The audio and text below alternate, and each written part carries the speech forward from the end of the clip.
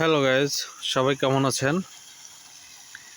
আজ আপনাদের মাঝে আমার বড় চিংড়ি প্রজেক্টের কিছু দৃশ্য আপনাদের মাঝে উপস্থাপন করব। আমার দেখেন, আমি সরাসরি বোরিংয়ের পানি যেটা আছে সেটা দিয়ে থাকি না। আর হচ্ছে কি এখানে পরিবেশ দেখেন, এই যে পরিবেশটা দেখেন। এখানে হচ্ছে গিয়ে আপনার এখানেও পর্যাপ্ত চিংড়ি রয়েছে। দেখেন এখানে কিন্তু এই যে নার্সিং পয়েন্ট রয়েছে, শোনা যায় কিন্তু নার্সিং চলতেছে। এখানে প্রাকৃতিকভাবে কিছু খাবার তৈরি করা হয় চিংড়ি মাছের জন্য, যেটা খুবই গুরুত্বপূর্ণ। সেই খাবারটা আপনাদের দেখাতে হবে আমরা কীভাবে তৈরি করে থাকি, যাতে করে মাছের কিছু এক্সট্রা খাবার তারা খেতে পারে। দেখেন আমার কিন্তু এখানে প্রচুর আলো রয়েছে, তারপরেও দেখেন কুয়াশার কারণে কোনো কিছু ঠিক করে দেখা যাচ্ছে না। যাই হোক, কীভাবে সে খাবারগুলো তৈরি করে হয়ে থাকে এবং কিভাবে সেই পোকাগুলো, মানে প্রাকৃতিক যে খাবারগুলো সেইগুলো হয়ে থাকে, আজ আপনাদের আমি সেগুলো দেখাবো। দেখেন এটা এই খাবারটা যখন তৈরি করতে হয়, আমি একটি ওষুধের মাধ্যমে তৈরি করে থাকি। ওষুধের মাধ্যমে তৈরি করে থাকি। সেক্ষেত্রে এই খাবারটি তৈরি করতে গেলে প্রোবায়োটিক, যেটা বলে প্রোবায়োটিক, আমি একটা হচ্ছে গিয়ে ভিয়েতনামের একটা প্রোবায়োটিক ইউজ করে থাকি। সেটা ক্ষেত্রে আমার হচ্ছে গিয়ে রাত্রে ভিজাইতে হয়। রাত্রে ভিজানোর পরে হচ্ছে সকালবেলা রোদ ওঠার আগে সেগুলোকে আমার হচ্ছে গিয়ে পুরো ঘেরে হচ্ছে গিয়ে ছিটে দেওয়া হয়ে থাকে। তাই এখন হচ্ছে গিয়ে সেই প্রোবায়োটিকটা আমি ভিজেছি। দেখেন কোন কাটা ভিজেছি এবং কি অবস্থানে আছে সেগুলো দেখতে পাচ্ছেন। এখানে দেখেন এই পোকাগুলো তৈরি হচ্ছে, এগুলো প্রাকৃতিক খাবার। এই খাবারগুলো মাছের জন্য খুবই উপকারী। এখানে হচ্ছে কি এখন তৈরি করা হচ্ছে, এখানে আমার সেই মেডিসিনটি দেওয়া হয়েছে, এখানে চিটি গুড় দেওয়া হয়েছে। এখানে যে পোকাগুলো তৈরি হচ্ছে এদের যাতে অক্সিজেনের সমস্যা না হয়ে থাকে সেই জন্য হচ্ছে অক্সিজেন ট্যাবলেট দেওয়া হয়েছে, যাতে করে এই পোকাগুলো জীবিত থাকে, তাদের কোনো সমস্যার সম্মুখীন না হয়ে থাকে।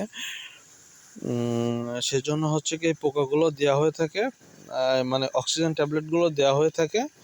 তারপর এটা হচ্ছে গিয়ে রোদ ওঠার আগে এখানে সম্পূর্ণ জায়গাতে এটা সুন্দরভাবে ছিটিয়ে দেওয়া হবে, যাতে করে পোকাগুলো সর্বত্র এবং সব জায়গা ছড়ায় যায়।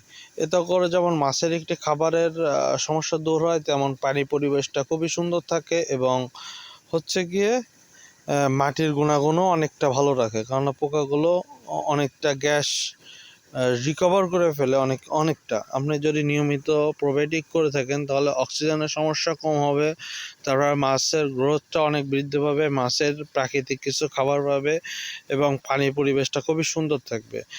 এর গুরুত্বগুলো অনেক ভালো। এটা ব্যাচেলার গ্রুপের একটি প্রোবায়োটিক। এটা খুবই ভালো মানে একটি প্রোবায়োটিক। এটা ঘেরে ব্যবহার করা খুবই গুরুত্বপূর্ণ এবং ঘেরের পরিবেশ সুন্দর এবং রাখার জন্য এই প্রোবায়োটিকটি ব্যবহার করা অত্যন্ত গুরুত্বপূর্ণ।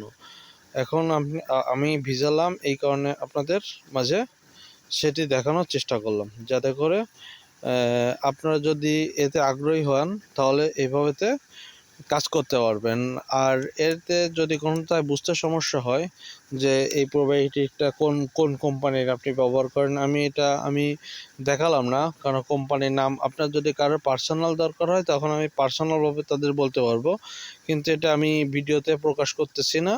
আমি ব্যাচেলার গ্রুপের একটি প্রোবায়োটিক ব্যবহার করতেছি। এটা ভিয়েতনাম থেকে আমদানি করা হয়েছে, ইম্পোর্ট। এটা যে কোম্পানি আমদানি করছে সে কোম্পানির নামটি আমি উল্লেখ করতেছি না। এটা খুবই ভালো একটি প্রোবায়োটিক। পার্সোনাল কারোর যদি জানার ইচ্ছা থাকে তাহলে আমাকে পার্সোনালভাবে নক দিলে কিন্তু পেয়ে যাবেন। যাই হোক, এটা এইভাবেতে আমরা প্রাকৃতিক খাবার তৈরি করে থাকি।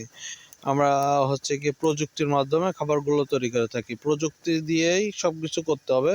প্রযুক্তির বাইরে গেলে কিন্তু আপনার মাছ চাষের আবহাওয়া অনুযায়ী সবকিছু অনুযায়ী মাছ চাষের দিক থেকে অগ্রগতি আগানো যাবে। আগের পদ্ধতি, সনাতন পদ্ধতি বাদ দিতে হবে। আর কোনো বুঝতে সমস্যা হলে অবশ্যই কমেন্ট বক্সে জানাবেন, আপনাদের সুন্দরভাবে বুঝিয়ে দেওয়ার চেষ্টা করা হবে। নেক্সট ভিডিওতে থাকবে আমি যে আপনাদের যে টমেটো গাছ লাগাইছিলাম সবজি, সেখানে কি অবস্থানে আছে সব কিছু দেখাবো ডিটেলসে। এজন্য নতুন নতুন ভিডিও পেতে সাথেই থাকবেন। আর যারা নতুন তারা কিন্তু চ্যানেলটি সাবস্ক্রাইব করে বেল বাটনটা অন করে দিবেন। আর এই ভিডিওটি সবাইকে জানার সুযোগ করার জন্য সবাইকে কিন্তু শেয়ার করে দিবেন। ধন্যবাদ সবাইকে।